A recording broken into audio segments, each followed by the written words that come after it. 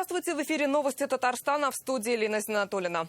Это экстренный выпуск наших новостей. Стрельба в 175-й гимназии на улице Файзи. На данный момент, по официальной информации, 8 погибших, 18 детей и 3 взрослых госпитализированы. Несколько детей получили травмы, прыгая из окон. После майских каникул это был первый учебный день. По словам очевидцев, звуки стрельбы раздались в 10 утра. Мы видим, как дети выпрыгивают из окон 1-го и 3-го этажа. Видео снято нашими корреспондентами и из телеграм-каналов. По предварительным данным, стрелку 19 лет, он бывший ученик этой школы, его задержали. На месте трагедии побывал президент республики Рустам Минниханов. Он сказал, что силы развернуты, все, что необходимо, будет оказана помощь и школе, и семьям. Сегодня большая трагедия для всей нашей республики, нашей страны. Мы очень сожалеем, что так получилось, сказал он в эфире канала «Россия-24». Большая беда. Мы потеряли 7 детей, ученики 8 класса. 4 мальчиков, 3 девчонки.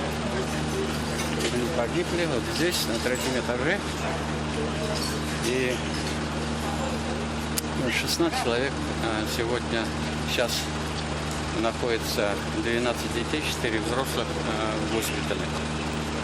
Террорист арестован, 19 лет, официально на нем зарегистрировано оружие. Других пособников пока не определили. Идет следственное действие. Все силы развернуты. Конечно, все, что необходимо, будет оказана помощь и школе, и семьям. И сегодня большая трагедия для всей нашей республики, для нашей страны. Мы очень сожалеем, что так получилось. Владимир Путин выразил соболезнования родным погибших при стрельбе в Казани. Президент глубоко соболезнует родственникам детей, сообщил его пресс-секретарь Дмитрий Песков. Также глава государства в связи с ЧП в школе поручил срочно проработать ужесточение правил оборота гражданского оружия. На данный момент, по официальной информации, 8 погибших, 18 детей и 3 взрослых госпитализированы. Несколько детей получили травмы, прыгая из окон, 2 из них погибли. Сейчас на месте работают наши съемочные группы. Алия, что сейчас происходит? Лена, здравствуйте. Мы действительно сейчас находимся на месте трагедии. Это территория гимназии номер 175. И на самом деле за последние полчаса здесь практически ничего не меняется. Территория также оцеплена. Работает огромное количество спецслужб. Это и скорая, и полиция, и пожарные. Сейчас свою работу завершают представители судмедэкспертизы. Они проводят свою доследственную проверку. И вот территорию трагедии посетил президент Рустам Минниханов. И, как стало известно буквально несколько минут назад, именно его решением 12 мая в Татарстане объявлено днем траура. И в ближайшее буквально время начнется и заседание антитеррористической комиссии Республики Татарстан. Именно там и станет известна вся официальная информация. Место трагедии посетил также и премьер-министр республики Алексей Песошин. И также здесь побывал министр образования Ильсур Хадиуллин. Он сообщил, что предварительно завтра школы Казани работать не будут. А вот школы по республике все-таки свою работу, скорее всего, продолжат в штатном режиме. Лина, мы продолжаем свою работу здесь. Обо всей информации будем сообщать. Пока слово вам. Благодарю, Алия. Это была Алия Хайрудзинова с места событий. По предварительной информации, задержан бывший выпускник этой школы. Ему 19 лет. Кто-то публикует его сообщения в социальных сетях. Он грозился убить 10 человек, себя называл богом. Проживал на улице Туганлык и сообщил при задержании, что там заложена бомба.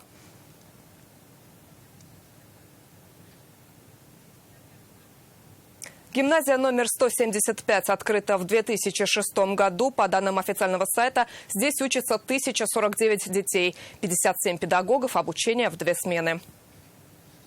И самые страшные кадры того, что происходило сегодня. Раненые дети лежат на земле возле школы. Им оказывают медицинскую помощь. У детей в крови лицо, руки, ноги. Помощь оказывают сразу несколько бригад медиков. Рядом находятся родители. А с тобой что? А с ним что, он прыгнул, что ли? Он не ранен. Не раненый?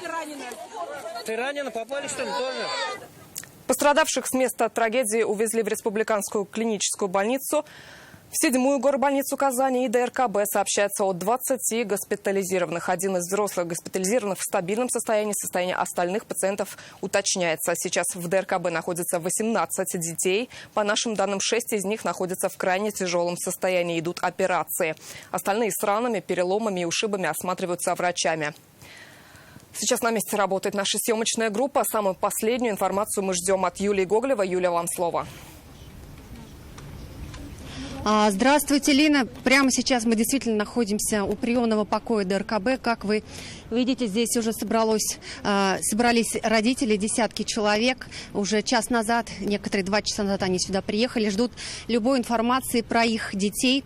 По нашим данным, сюда привезено уже 18 детей разного возраста. Есть и 8-10-летние школьники, есть и старшеклассники. Состояние у всех разное. Есть те, кто в реанимации, есть те, кому сейчас делают операцию. По нашим данным, 6 человек в тяжелом состоянии, 4 в крайне тяжелом. И давайте послушаем сейчас, что говорят родители и заместитель главного врача. Операцию будут делать, сказать сейчас. В данный момент в место происшествия на сегодняшний момент доставлено 18 детишек. 6 в крайне тяжелом состоянии, 4 в крайне тяжелом состоянии, очень выраженные кровопотери. Вот. Но делается все необходимое, все возможное. То есть все медикаменты есть.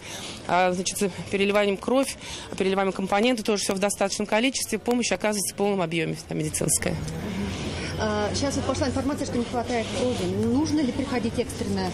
Нет, у нас пока, во-первых, есть и донорский запас определенный, да, вот, ну и будем еще сообщать, если понадобится. Пока все в достаточном количестве есть. Сейчас состояние тяжелое и у самих родителей, с ними тоже работают психологи. Ну а мы продолжаем находиться здесь, у приемного отделения ДРКБ. Будем следить за ближайшей информацией. И по данным врачей, запаса донорской крови на сегодня, на данный момент хватает. На этом у меня все. Спасибо, Юлия. Это была Юлия Гоголева из ДРКБ. Еще раз напоминаем, телефоны горячие линии. Родители могут позвонить по телефонам Управления образования Казани 292-4403 и 292-3704. Для жертв стрельбы открыт телефон горячей линии для оказания психологической помощи 288-45-67. Пока по официальной версии погибли 4 мальчика и 3 девочки, а также учительница. 21 человек находится в больнице. Эвакуированные из гимназии номер 175 находятся в детских садах 181 и номер 40. Как сообщает мэрия, родители забрали уже почти всех детей. Стрельба в школах страны случалась и ранее. 14 ноября 2019 года в Благовещенске 19-летний студент Амурского колледжа устроил стрельбу в одном из зданий учебного заведения. Тогда погиб мужчина, еще 3 пострадали. В марте 2015 в Томске 9-классник открыл огонь из пневматического пистолета. Травмы получили 2 школьников. В ноябре 2015 во время стрельбы в здании Саратовского лицея был убит один из тренеров. 2 родителей были ранены. В сентябре 2017 года 9-классник в Московской области принес в школу самодельные взрывные пакеты. В январе 2018 года в Симферополе ученик 7 класса ранил 5-классника. В октябре 2018 года в Керченском политехническом колледже произошла стрельба, затем прогремел взрыв. Тогда погибли 20 человек, 65 получили ранения. Стрелявшим оказался студент 4 курса. Как сообщает интернет-издание «Реальное время», сегодня нападавший в Казани был вооружен таким же ружьем, как пользовался керченский стрелок. Следственный комитет возбудил уголовное дело. ТАСС сообщает, что в Казань вылетел спецборд МЧС с врачами и психологами для помощи пострадавшим. Сообщается, что этим же самолетом прилетают министр здравоохранения России Михаил Мурашко и министр образования Сергей Кравцов. Госдума России сегодня открыла пленарное заседание с минуты молчания. По нашим данным, расследовать стрельбу в Казани будет центральный аппарат Следственного комитета России. На место происшествия направлены криминалисты ведомства.